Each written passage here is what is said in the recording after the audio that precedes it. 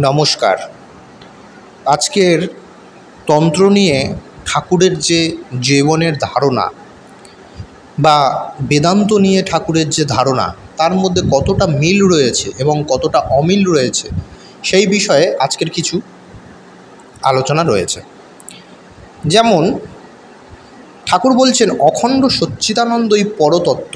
একথা জ্ঞান বিচারে বুঝেও যখন তিনি তার মাতৃমুখী ব্যক্তিগত রুচি ও ভক্তি ও ভক্ত নিয়ে লীলার প্রয়োজন ভুলতে পারেননি, তখন তিনি শাক্ত দ্বৈত অদ্বৈতবাদের ভাবেই কিছু কথা বলছেন। যেমন জ্ঞানীরা বলেন শক্তিও মিথ্যা, স্বপ্নবৎ। অন্যত্র বলছে আমি কিন্তু দুই, নিত্য ও লীলা। তিনি যেমন একদিকে কেবল স্বপ্নবৎ বলছেন, আবার তিনি বলছেন নিত্য লীলা দুই নেব। কারণ নিত্য লীলা ছাড়া তন্ত্রের ভাব বা শাক্ত ভাব বোঝা যায় না। ঠাকুর শ্রীরামকৃষ্ণ তার জীবনে বহুভাবে এটিকে উপলব্ধি করেছেন এবং জেনেছেন। যেমন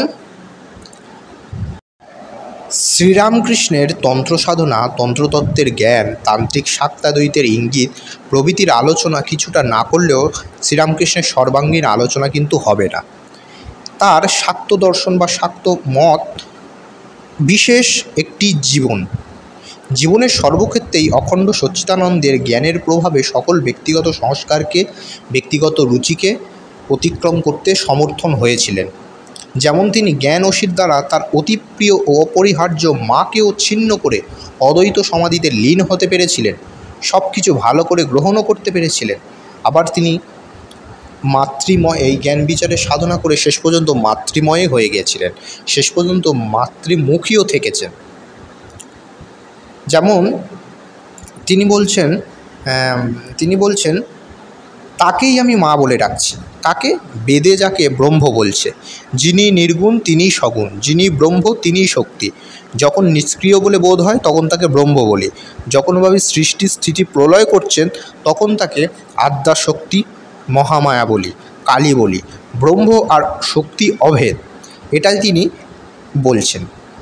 কিন্তু এসব শক্তিতত্ত্বের ব্যাখ্যানে, মাতৃতত্ত্ব ব্যাখ্যানে শ্রীরামকৃষ্ণ যেসব কথা বলেছেন, অদ্বৈত বেদান্ত মেনেও এ সকল কথার অর্থ করা যায়, কিন্তু সে অর্থ শ্রীরামকৃষ্ণের মর্মগত অর্থ নাও হতে পারে। যেমন অদ্বৈত বেদান্তি তার জ্ঞান বিচারে বলেন ব্রহ্ম আর তার শক্তি অভেদ, কিন্তু এ অভেদ শব্দের অর্থ কিন্তু এক নয়, আত্যন্ত্রিক অভেদ নয়। কেননা অত্যন্ত অভেদ বা এক হলে দুটো শব্দে দুটো নামে বলা হচ্ছে, তাতে শক্তির তারতম্য আছে, পরিণাম আছে, কিন্তু ব্রহ্মের কিন্তু তা নেই, সুতরাং এক হচ্ছে না।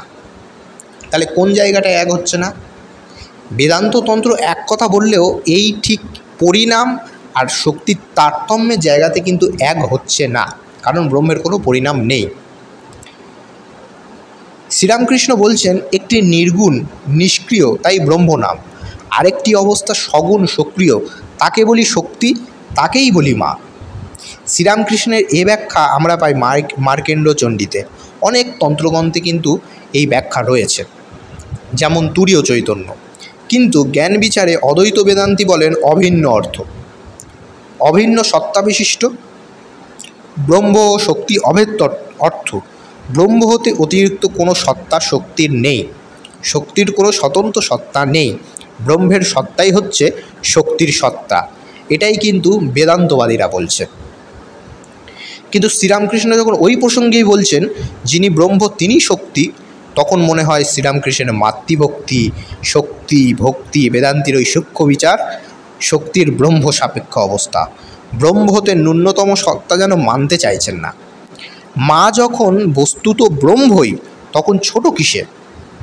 যেন তিনি শাক্তাদ্বৈতবাদীর চিদেব শক্তি শক্তিরেব চিৎ এই কথারই প্রতিধ্বনি করে বলতে চাইছেন যিনি ব্রহ্ম তিনি শক্তি। তাই শ্রীরামকৃষ্ণ যেরকম অদ্বৈত বেদান্তের প্রতি আস্থা এবং অদ্বৈত বেদান্তের প্রতি বিচার ছিল, ঠিক তেমনই তন্ত্রের শাক্ত দর্শনের মাতৃমুখী হওয়ারও একটা প্রচেষ্টা ছিল। তিনি এই দুটোকে এক করতে চেয়েছিলেন, কিন্তু আবার আক্ষরিক অর্থে এই দুটো এক নয়, কিছুটা পরিবর্তন রয়েছে। আজকে ভিডিওটি ভালো লেগে থাকলে আমাদের পাশে থাকবেন। নমস্কার, ধন্যবাদ।